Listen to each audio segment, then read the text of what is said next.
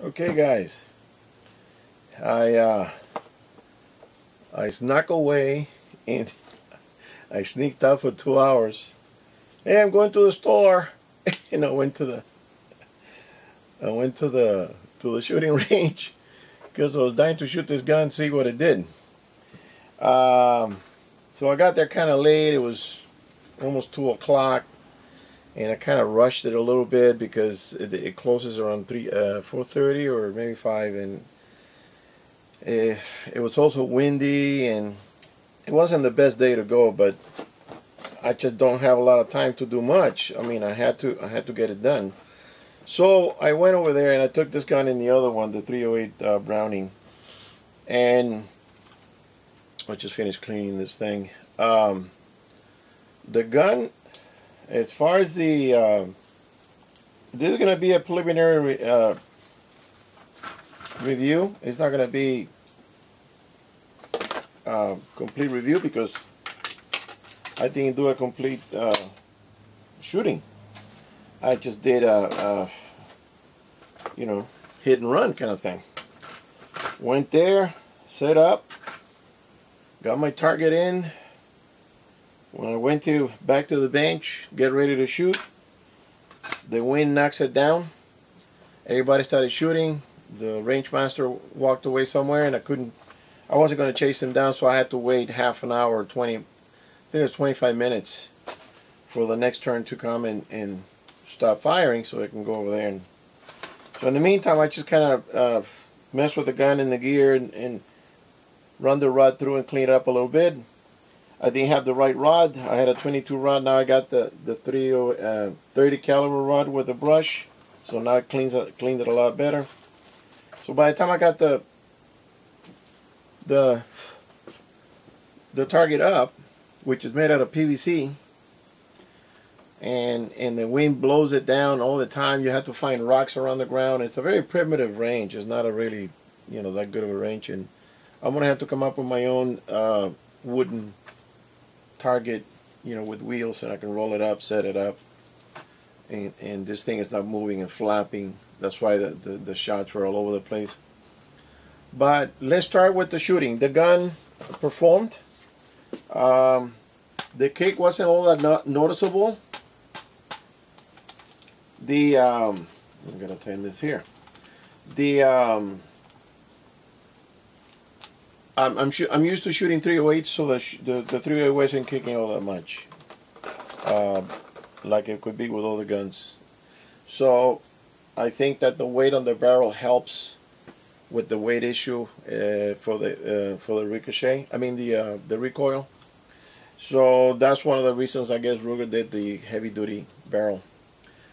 Also, it after a few shots, of course, it got a little hot, but nothing major. And I was trying to take my time, but I didn't have time to take because, like I said, the place was closing down within an hour and a half, and I had to shoot with two guns. I started out with the other gun, the red side, the red dot sight does not go any further down to the post on the iron sight. So if I would have put the dot on the top of the post, I would have hit the target at 50 yards, and I wasn't hitting nothing. It wasn't hitting paper. And in that range, you can't go any closer. You can't do 25 like you do in some others. 25 yards. So I said, I'm not going to waste any more ammo. I'm going to put this away and then grab this one, take it out, and start shooting. So I put the other gun away. I have to resolve the issue with that sight, with a red dot sight scope, because if it doesn't line up, and if it doesn't go any further so I can shoot, then I'm going to have to replace it with something that sits lower. And I do have a smaller, I don't know if I threw away the box already, but a smaller Bushnell that sits lower. Maybe that's the one I'm going to have to put on to that so I can shoot adequate with it. So that's up in the air. So okay, back to this one. The recoil, not a big deal. So if you have a decent shoulders, you can take it. The cycle on the gun was fine. the one of the rounds, these are hand loads. It had a little bit of shaving here at the end, and something happened that it was kind of fat. It felt kind of very snug. I had to kind of force it in there, and I said, well, if the case is no good, then I might as well get rid of it.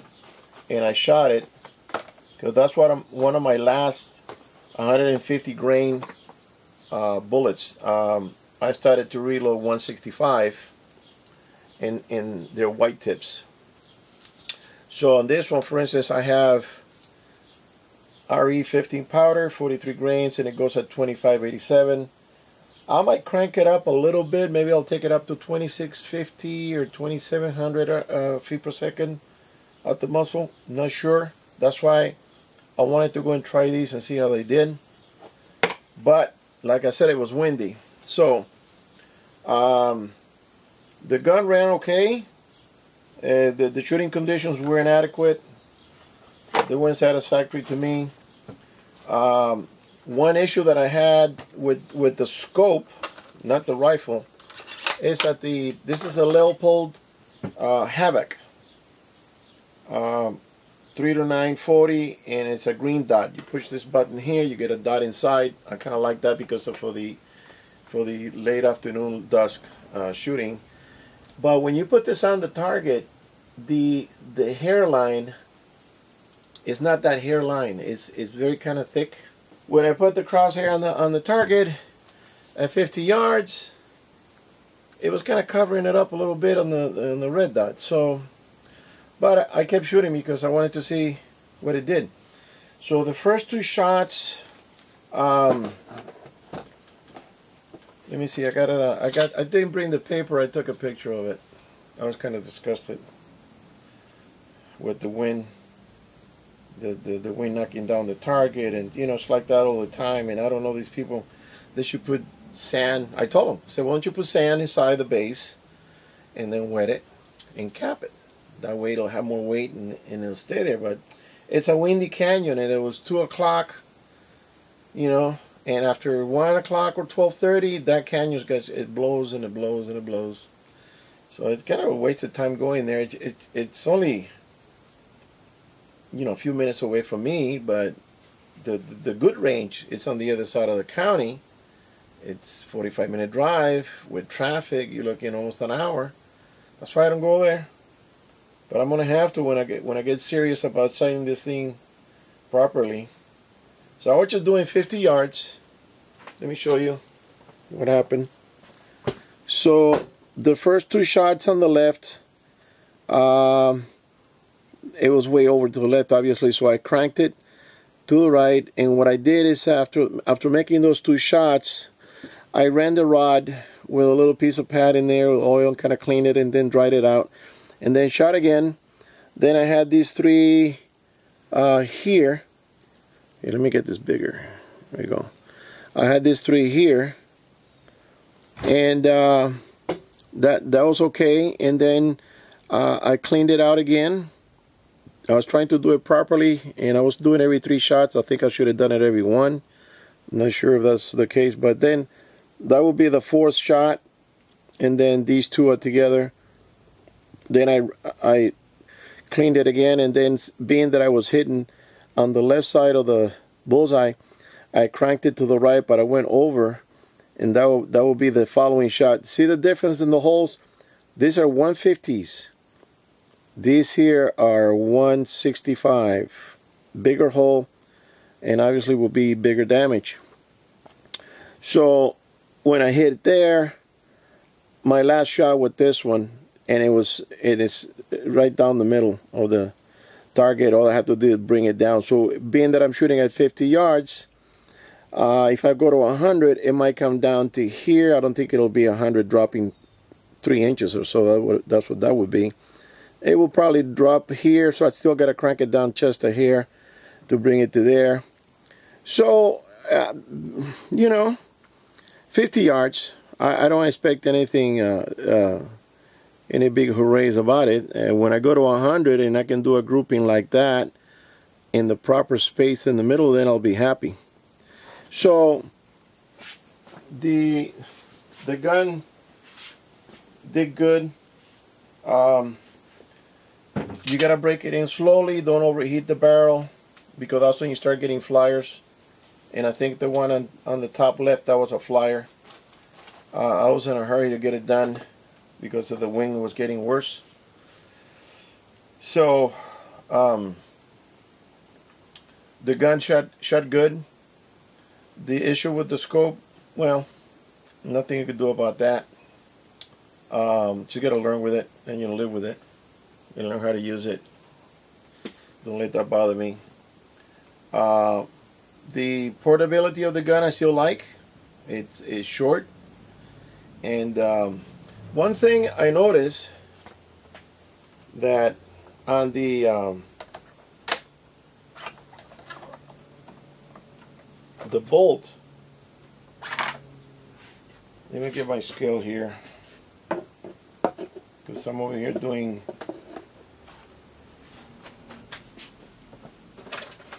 analyzing everything. I notice on the gun, when you obviously when you take the bolt out, it weighs a lot less. So this bolt on its own weighs 13 ounces.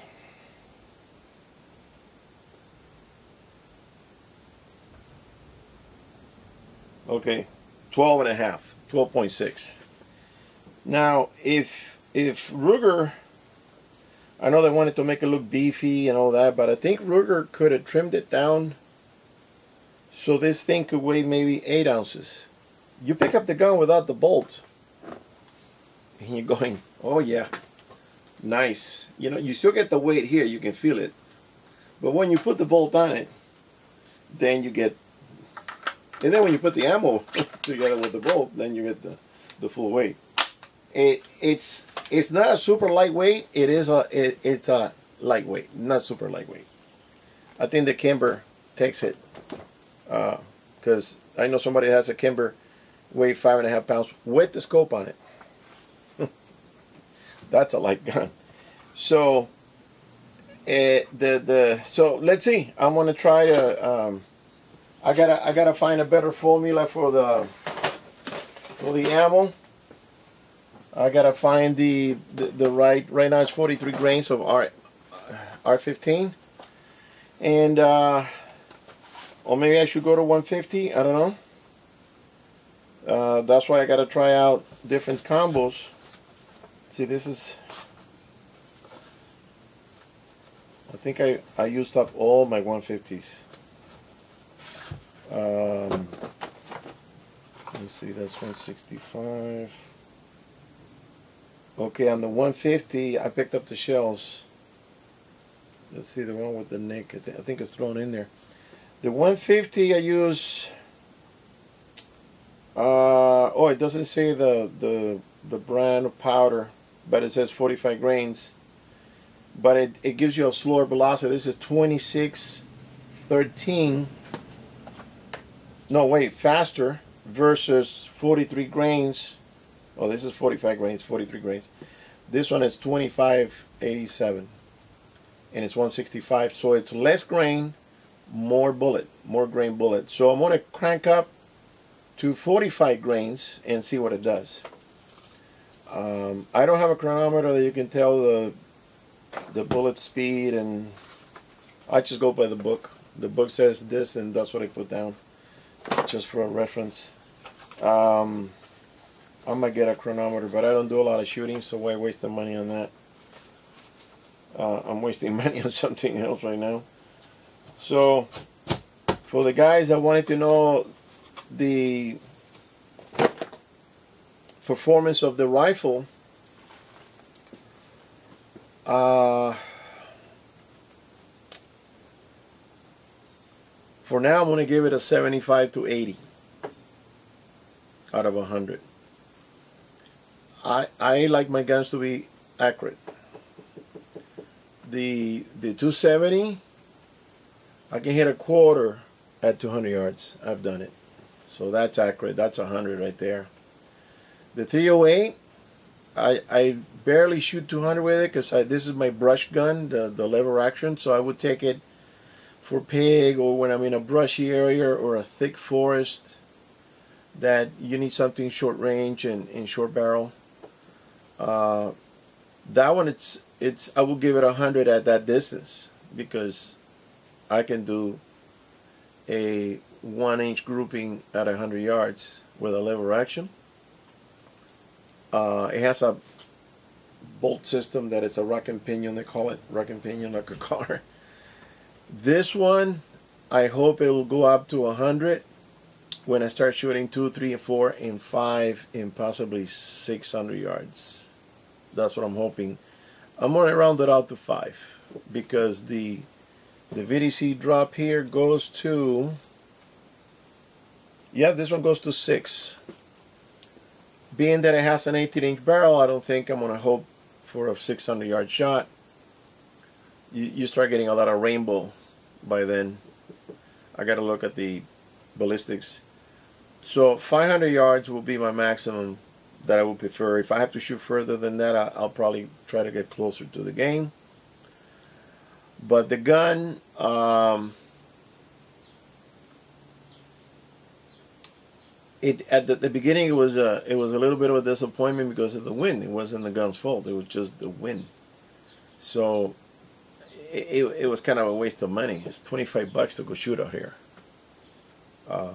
You get a refund, but still, it's pretty high. So the gun, as far as you know, pick it up, take and go, and aim and shoot, I think it's a good combo. I like it. I'm still kind of asking myself, why did they make this gun so barrel heavy? Is it because of the 308 caliber? Because the 243, it's the same casing, neck down, and it's a faster bullet. I heard that the 243 eats up barrels, because, you know, if you're shooting a lot. I mean, this one not so much. That's one of the reasons that the U.S. Marines prefer this caliber. The neck is not that angled, so the powder burns and escapes. The gases escape easier. The 243 has a little more of a neck, a little more of a shoulder, so the gases have to kind of curve and go up in, you know, in fractions of a second. But they do eat the barrel. So I don't know if this one, they did the barrel thickness because to prevent it from overheating, which is probably 100. My guess would be that would be 100% of the reason for that. But I think it could have been half a pound lighter. And also the scope. The scope, it's a pound. They could have made the scope maybe 10 ounces instead of a pound and 0.2. Okay, guys, so that's my quick and short review of the Ruger 308 American Predator. We'll try it again. We'll go one day and I'll try to make it for the whole day, but I can't do it until I finish the backyard project. And I'll probably do a video about that so you know what I'm talking about, because I keep saying it. You got to see the mess. But it's going to come out nice. It's going to come out like a cabaret when I'm done. Alright, guys, so hope you enjoyed it.